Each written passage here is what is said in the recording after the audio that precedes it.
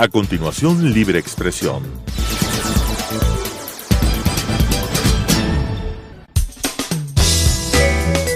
Clasificación B, bajo supervisión de un adulto.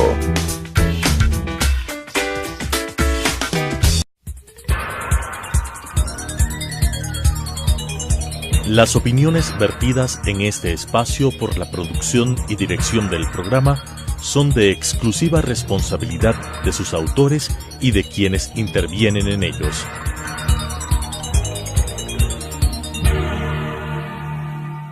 Telesucesos Canal 29 UHF presenta Libre Expresión. Un espacio para defender los derechos humanos, impulsar la democracia y escuchar a la sociedad, con la conducción de César Ricaurte. Libre Expresión. Bienvenidos a Libre Expresión, gracias por acompañarnos en esta nueva emisión de nuestro programa. Hoy vamos a contar con el editor y escritor quiteño Javier Michelena. Javier nació en Quito en 1960, editor, escritor, periodista. Es autor de Juan León Mera, Antología Esencial, 200 años de pintura quiteña y 200 años de escultura quiteña. Es coautor de Betancourt, Índice de la Narrativa Ecuatoriana, Juan León Mera, Una visión actual y acercamientos a la obra de Óscar Efrén Reyes. Ahora, hace pocos días, Javier acaba de presentar este libro llamado La década perdida, 2007-2017, que es un libro que hace una exploración sobre 10 años de columnas de opinión publicadas en la prensa ecuatoriana, un trabajo de recopilación realmente muy intenso, muy prolijo que ha hecho Javier Michelena. Bienvenido, Javier, gracias por acompañarnos en Libre Expresión. Gracias, bien, César. Cuéntanos, ¿cómo nació la idea de tener este libro que recopilara 10 años de trabajo o de columnas de opinión de la prensa ecuatoriana? Básicamente había una necesidad, ¿no?, de poner a disposición de la sociedad un libro que fuera a la vez un registro histórico de tantos acontecimientos que se sucedieron en estos 10 años, ¿no?, y que a la vez que fuera también una suerte de espejo para la sociedad, también funcionara como una herramienta digamos, desmontaje conceptual del correísmo.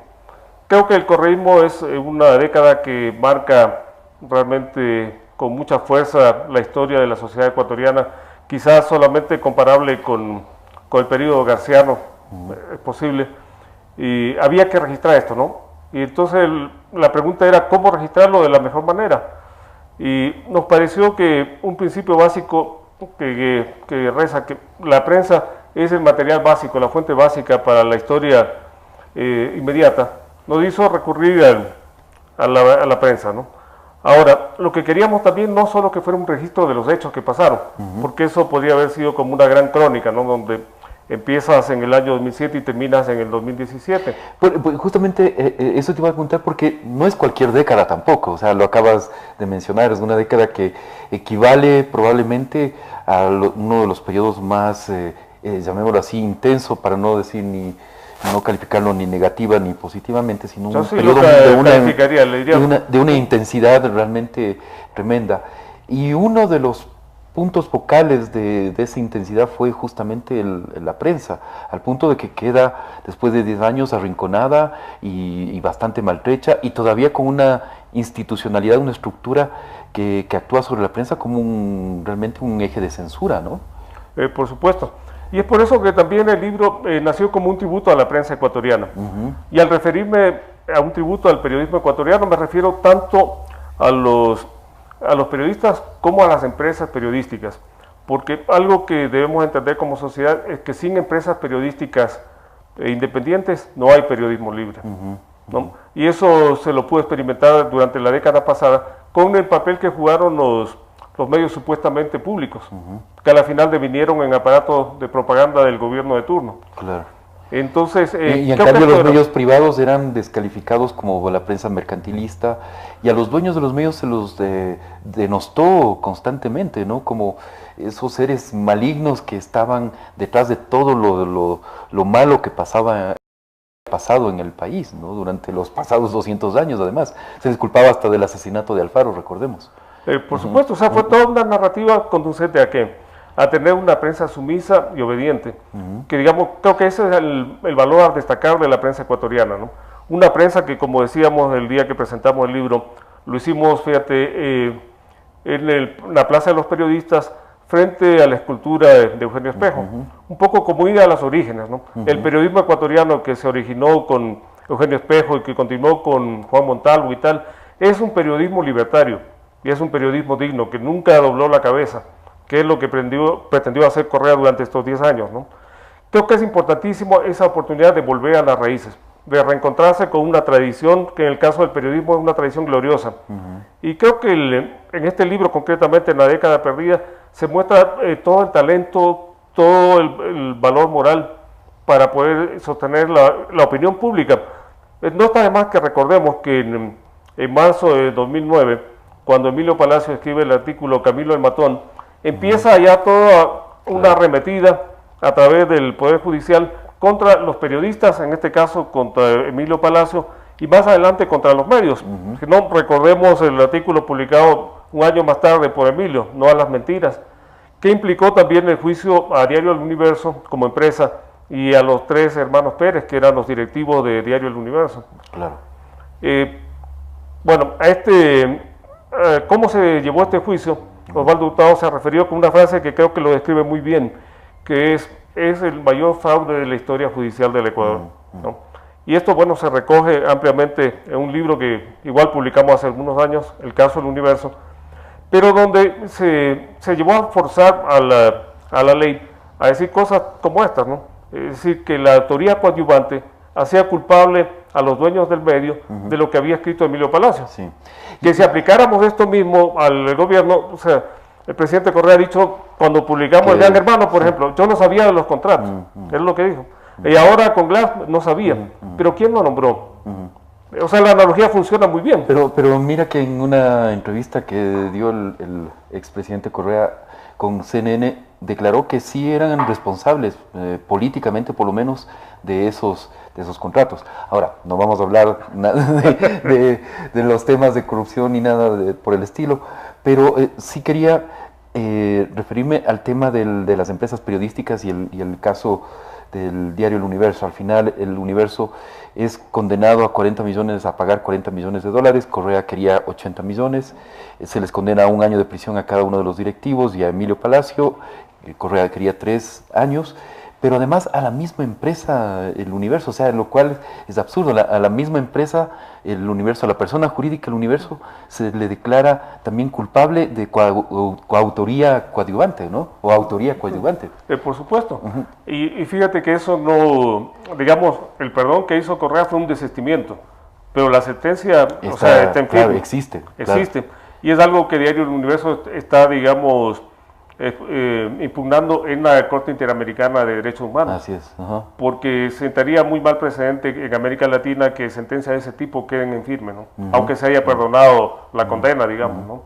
Sí. Pero volviendo al tema, creo que esta actitud, tanto de los periodistas como de los medios de comunicación, fue la que logró de alguna manera contener. A mí me gustaría mucho...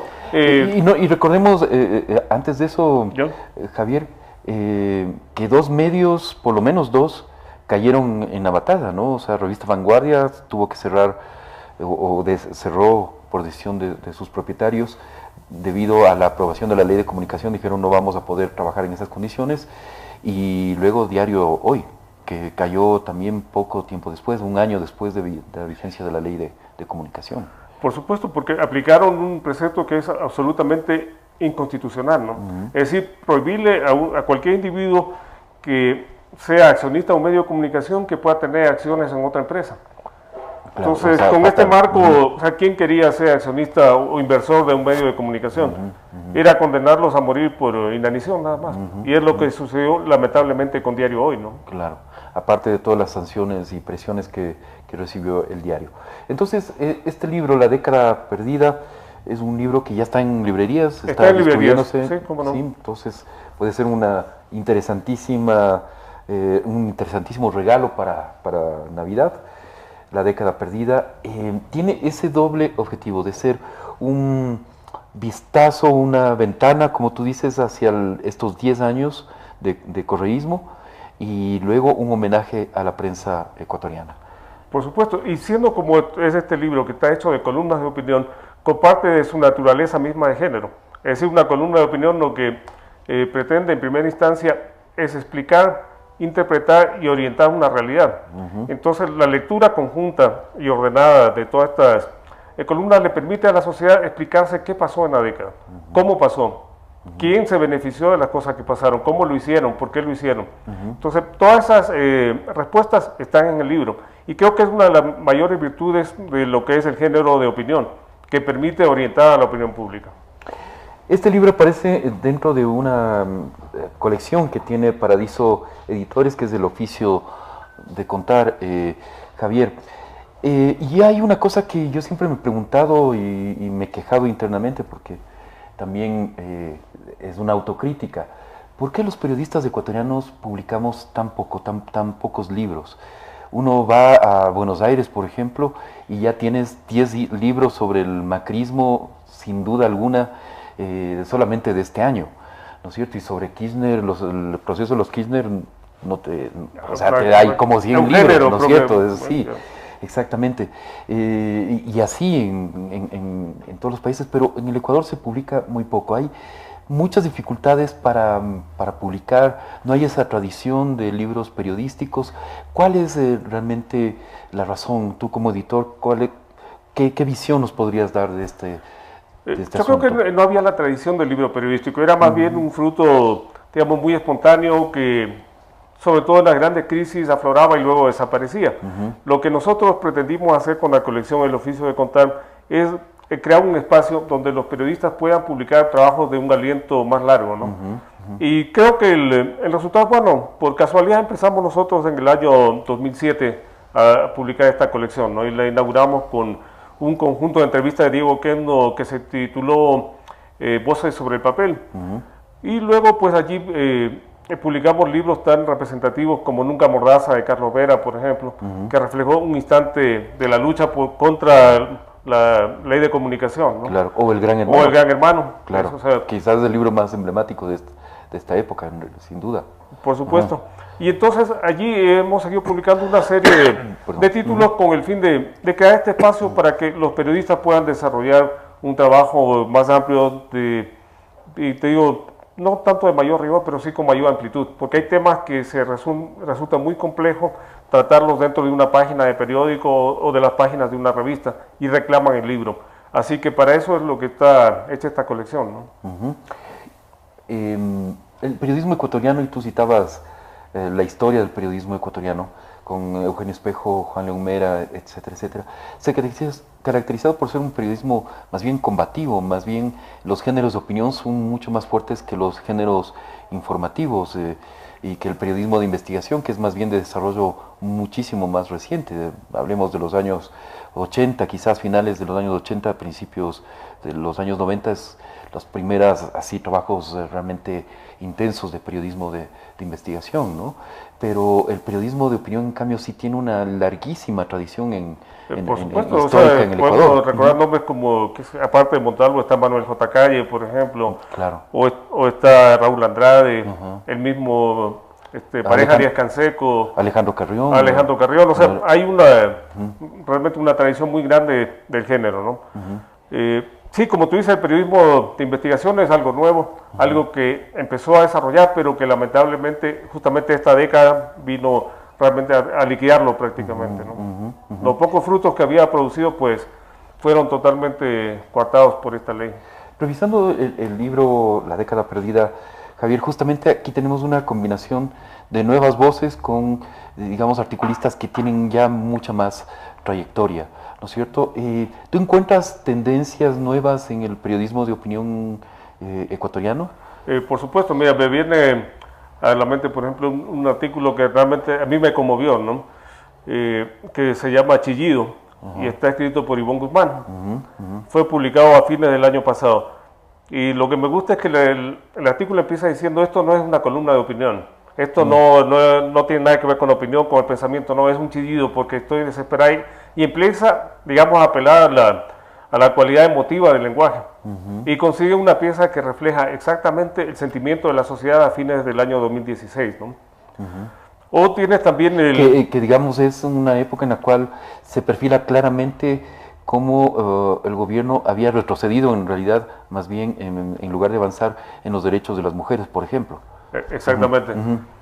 O sea, y te digo, y hay otros textos, por ejemplo, como el de Luis Eduardo Vivanco, ¿no? Donde ves que a la columna de opinión le pones ingredientes de humor y van resultando unas columnas, pero realmente que pegaron mucho, ¿no? En su momento. O tienes textos, me gustaría citar desde el punto de vista económico, por ejemplo, muy creativos, de Bernardo Acosta. En el tema del humor te iba a decir, de todas maneras, ahí sí hay una tradición, digamos, de periodismo, de opinión, en donde se entrecruza el humor y la opinión, ¿no? Por supuesto, una tradición sí, más que centenaria, ¿no? Con revistas, con periódicos y tal, y que ahora la continúa muy bien, o sea, el propio Bonil, Pancho, o sea, Trúbal, y Chamorro, por supuesto, que ha ilustrado la cubierta del libro. Pero sí, yo pienso que la caricatura, bueno, es una forma de la opinión, ¿no? Y eso ha tenido siempre una muy buena aceptación entre los lectores ecuatorianos. Entonces, bueno, comentabas antes de que te interrumpa este tema de, por ejemplo, temas tan áridos como la economía explicados de una forma muy amena por parte de estas nuevas voces también que sí, y en ese sentido, por ejemplo, te nombraba a Bernardo Acosta, ¿no?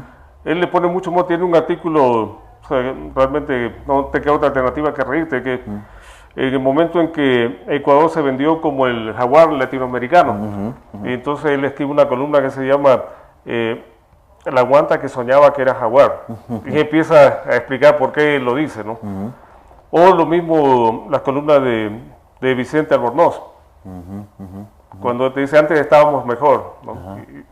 Y tiene también un periodismo más tradicional, pero muy combativo, como el de León Roldós, por ejemplo. Claro. ¿Ya? O la gran capacidad de análisis de Felipe Urbano. Entonces, creo que la suma de voces son 66 autores, ¿no? Claro. Nos permite dar una visión bastante integral de la década, con distintos niveles de profundidad, de especialización, pero que están cubiertas las líneas, yo diría, básicas de una sociedad, o sea, lo que es política económica, lo que tiene que ver con la estructura del Estado y las instituciones políticas, lo que tiene que ver con relaciones internacionales, ecología, derechos humanos y cultura. Entonces, creo que con eso ponemos en manos de la sociedad ecuatoriana un instrumento para entenderse a sí misma, para reflexionar y sobre todo para conseguir un cambio cualitativo. Es decir, yo pienso que muy flaco favor le haríamos a las futuras generaciones el que permitamos que se dé una década perdida, recargada, ¿no? Que es el peligro que se avisora en este momento, ¿no? Entonces, creo que esa es un poco la intención del libro. Tiene, ¿no?, también esa función, tener esa capacidad de memoria, de ser un elemento de la memoria. Javier, y justamente alrededor de eso, conversábamos antes de entrar a la entrevista, 50.000 páginas de diarios revisadas, son 10 años, ¿no es cierto?, que tenías que recopilar en un libro, 50.000 páginas, más de 2.600 columnas que elegiste al final, y después de esa selección de 2.600, escoger al final esas 66, 224 columnas. Caramba, qué trabajo, ¿cuáles fueron los criterios de selección de estos materiales? Bueno, primero temáticos, ¿no? Estos que acabo de mencionar. Pero antes de contestarte, César, que quisiera yo insistir sobre dos razonamientos que hacen dos columnistas que están recogidos aquí, ¿no? Uno es de Lolo Echeverría, que tiene una columna que se llama La mentira como estrategia política. Yo creo que un gran favor que podríamos hacer a la sociedad y que nos podríamos hacer hacia nosotros mismos es desterrar la mentira como una forma de hacer política, ¿no? Y otro tiene que ver con el posfacio que escribe Cristian Zurita, ¿no? Es decir, la corrupción no es una forma de hacer política, no es una praxis legítima de hacer política. Y creo que eso debe estar grabado bien profundamente en nuestra conciencia. Sí. Y el problema con los pasados 10 años es que la mentira se convirtió en una forma sistemática, o sea, no es cuestión de que se les escapó una mentira por aquí o un funcionario por acá no dijo la verdad, etc. Pero se convirtió realmente en un tema sistemático. Claro, ya en el año 2008, por ejemplo, Abelardo Pachano, que en una columna que recoge el libro, él dice, ¿qué está pasando con el Banco Central? ¿Por qué la información no cuadra? Claro. Ya, y 2 años después ya vimos que la información del Ministerio de Finanzas tampoco cuadraba ni aparecía a tiempo y finalmente ya no aparece. Claro. Entonces hay una manipulación de cifras. Claro, y eso claro. es parte de todo esto, entenderla. Sí. Y los conceptos más básicos además se les dio la vuelta, ¿no? Se les convirtió en su inverso. Cuando se hablaba de democratización, por ejemplo, de la comunicación, de lo que se hablaba en realidad es de concentración en manos del gobierno y de tener una sola voz, un solo relato para que consumieran los ciudadanos, ¿no? O sea, todo lo contrario de la democratización. Por supuesto, fíjate que quienes en realidad establecían, incluso ponían titulares en la prensa del gobierno, eran los hermanos Alvarado. Claro. Entonces no estábamos hablando de medios de comunicación, eran aparatos de gobierno. De propaganda. De propaganda de gobierno. Sí. Bien, te preguntaba sobre el proceso de selección, Javier. ¿Cómo hiciste para hacer este trabajo de curaduría de estas Y estas esto es una columnas, anécdota, ¿no? Fíjate, por esos desaciertos que se recogen en la Ley de Educación Superior, ya muchas de las universidades no tienen en sus colecciones bibliográficas colecciones completas de periódicos. Y lo primero que requeríamos nosotros es tener un repositorio documental donde pudiéramos disponer de las colecciones de todos los diarios. Claro. Y esto hoy en Ecuador, por ejemplo, no es posible sino gracias a la Biblioteca Aurelio Espinosa Poli de los jesuitas. Porque la Biblioteca Nacional, que debería ser el lugar donde todos deberíamos ir a encontrar nuestra memoria, está cómodamente paquetada en sendas cajas en alguna bodega de la Casa de la Cultura desde hace muchos años. Wow. Cosa que sucede de la misma manera con el Museo Nacional, que antes lo mantenía el Banco Central, pasó al Ministerio de Cultura y lo encajonaron también. Entonces, no existen ni Biblioteca Nacional, ni Museo Nacional, pero sí tenemos un museo en Carondelet dedicado al ego de un expresidente que ocupa 8 salas y costó $550,000, que estoy seguro es mucho más que del presupuesto que dispone la Biblioteca Aurelio Espinosa Poli. Bueno, esta es la anécdota, ¿no? Claro, claro. Bueno, y lo otro fue pasar varios meses, prácticamente un año, rodeado de periódicos. Siempre he sido un buen lector de periódicos, pero esto sí, a momentos ya rebasaba, ¿no? Pero fue muy lindo disponer de todas las colecciones, ir revisándolas. Esto nos dejó un primer levantamiento de alrededor de 1.600 columnas.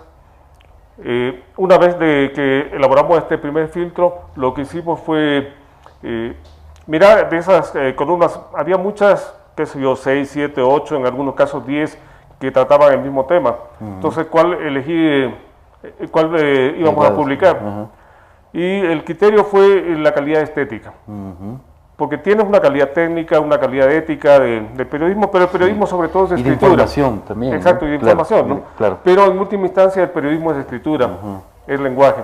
Y entonces el que estuviera mejor escrita, comunicara mejor, fue la que se quedó, ¿no? Ya, ok. Entonces, al final del día son 224 columnas que digamos que bajo las consideraciones de Paradiso Editores son las 224 mejores columnas de la década pasada. Sobre todo enfocada a este propósito, ¿no? Es decir, a dar cuenta de cómo sucedió toda esta tremenda pérdida que tuvo la sociedad ecuatoriana, ¿no? Perfecto. Muchísimas gracias, Javier. Realmente mucho éxito con este libro, que se venda muchísimo. Sabemos las dificultades que tienen los editores en nuestro país, así que realmente deseamos que sea todo un éxito. Ya saben, la década perdida, 2007-2017, para tener una certera visión de lo que ha sido el periodismo ecuatoriano en los pasados 10 años. No nos callaron, seguimos diciendo las cosas pese a todos los intentos que hizo el gobierno del presidente Correa para acallar a la prensa. Javier, muchas gracias. Tus palabras finales. Mi palabra final, mira, me gustaría leer el epígrafe, si me permites, del texto. Es de autoría de un autor español, un novelista muy conocido, Arturo Pérez Reverte.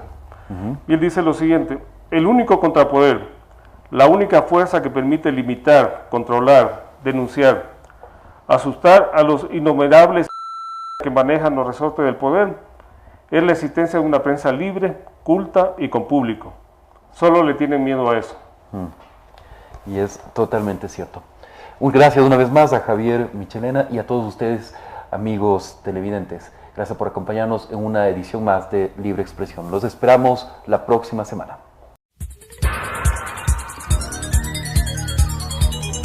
Las opiniones vertidas en este espacio por la producción y dirección del programa son de exclusiva responsabilidad de sus autores y de quienes intervienen en ellos.